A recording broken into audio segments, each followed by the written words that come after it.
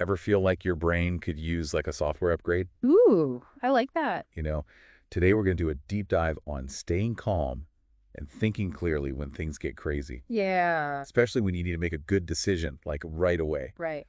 So we found this YouTube video called Stay Calm, Think Smart, Okay. and it's based on an audiobook, Mm-hmm. but it pulls out some key points.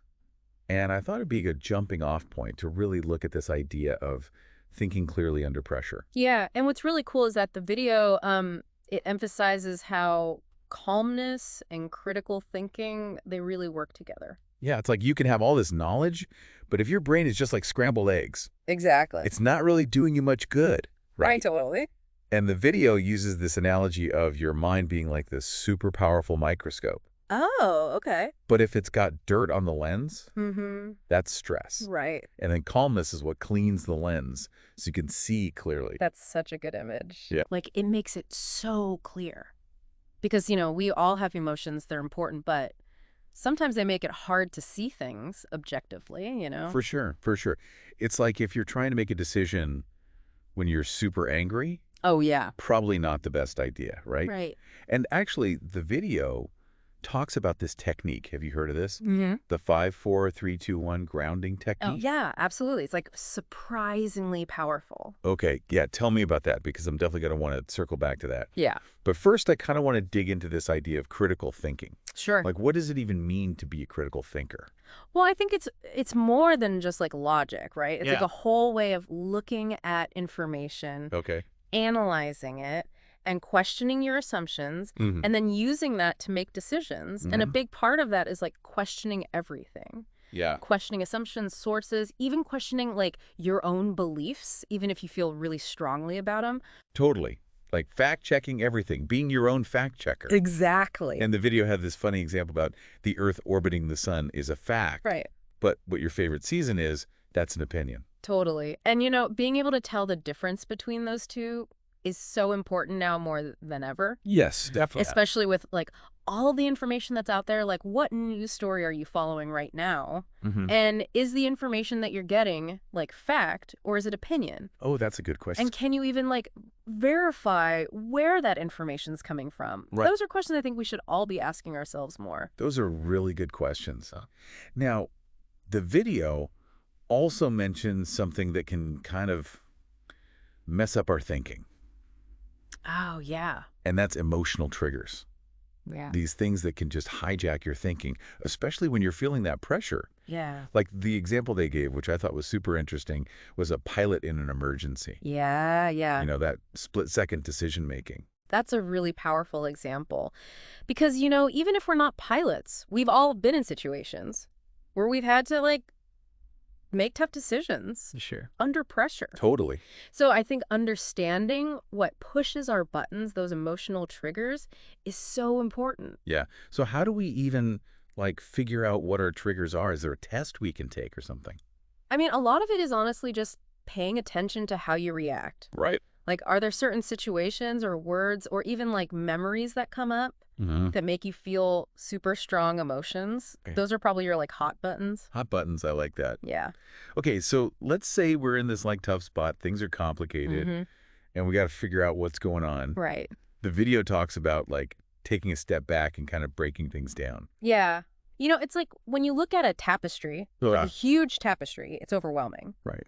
But when you start looking at each section, piece by piece, you can start to see the pattern in the story. Right. And I think complex situations are the same way. Totally, yeah. You got to break them down into smaller pieces to really understand what's happening. And I remember they gave a tool for that, the 5W1H. Right. Exactly. The who, what, where, when, why, and how. That's it. Yeah. Like, asking those questions forces you to see the situation from all angles. Right. And make sure you're not missing anything. It's like your mental checklist. Totally. Okay, so we've got a clear picture now.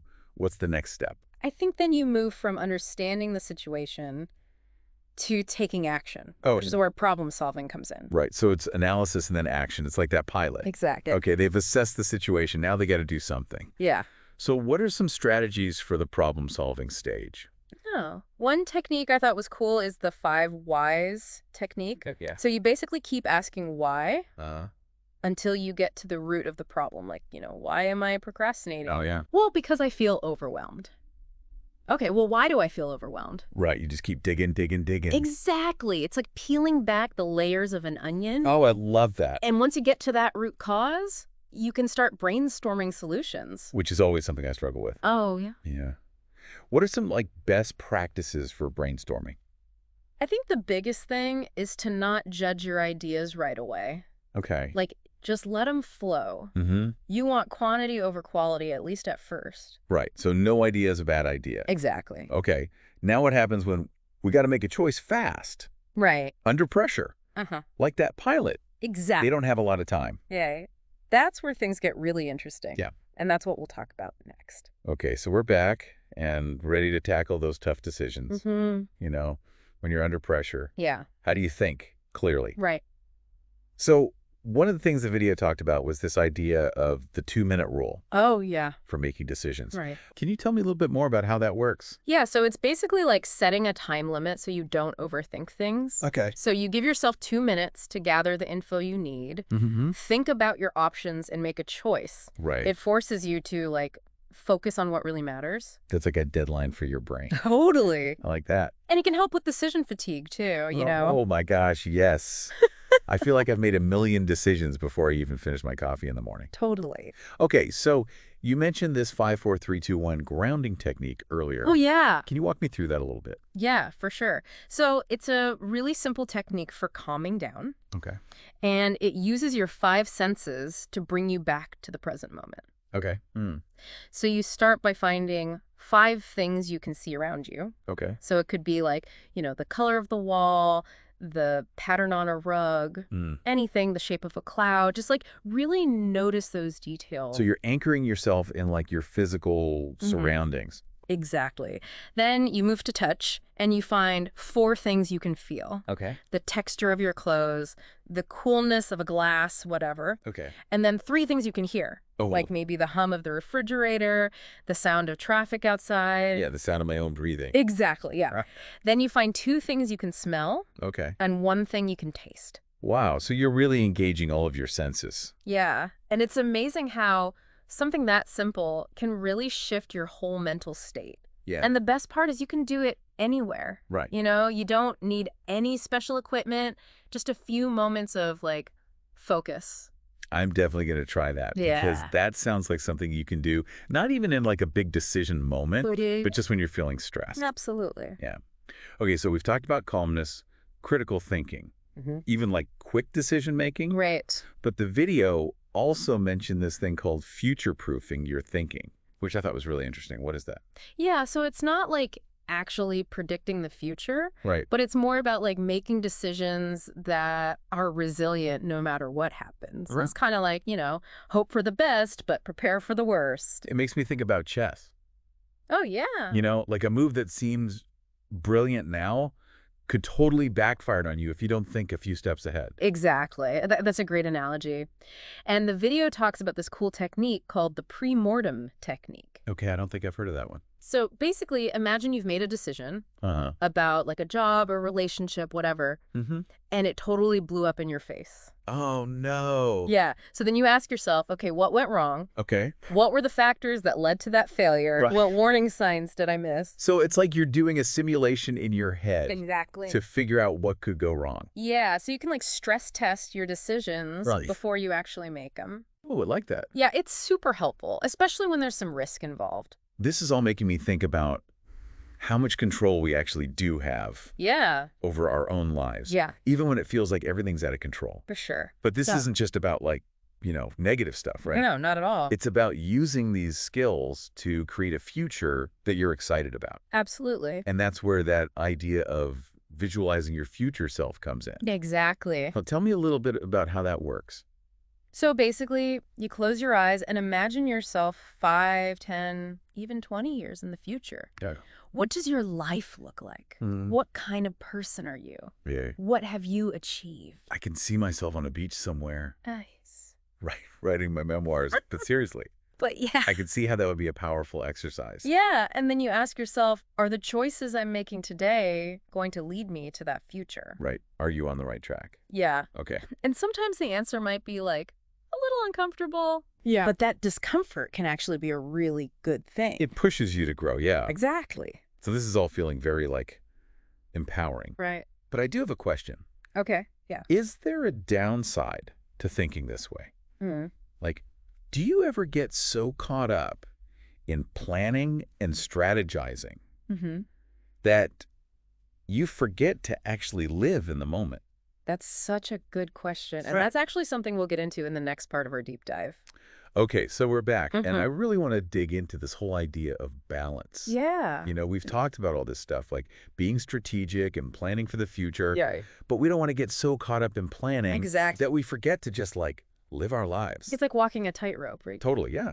And that's where I think this concept of non-reactivity comes in. Okay. The video talks about it as like a superpower. Mm-hmm. And I think it ties into everything we've been talking about today. Okay, so what is non-reactivity? So basically, it's about not letting like outside events or other people's actions control how you feel. Right. You know, like that knee-jerk reaction we all have sometimes? Uh-huh. It's about choosing how you respond instead. Okay, so it's like having that inner control Exactly. even when everything's going crazy around you. Yeah. Is that even possible? I think it definitely takes practice, but it's a skill that anyone can develop. Yeah. And the video talks about how powerful this can be, like for your decision-making and your thinking. That makes sense, because if you're not always reacting, Yeah. you have so much more mental space to actually think clearly Exactly. about what you want to do. It's like you're creating this shield to protect yourself from all those emotional storms that can, like, cloud your judgment. Right, like you become more like that calm pilot. Yes. Yeah. Exactly. Yeah. You're not letting the turbulence shake you. So it's not about ignoring your emotions. No, not at all. Right. It's more about choosing how you react to them. Yeah. And that's interesting because it almost sounds like that 5-4-3-2-1 technique, Yeah. but on a deeper level where you're bringing that awareness to your internal state. It's like leveling up. Yeah. Yeah.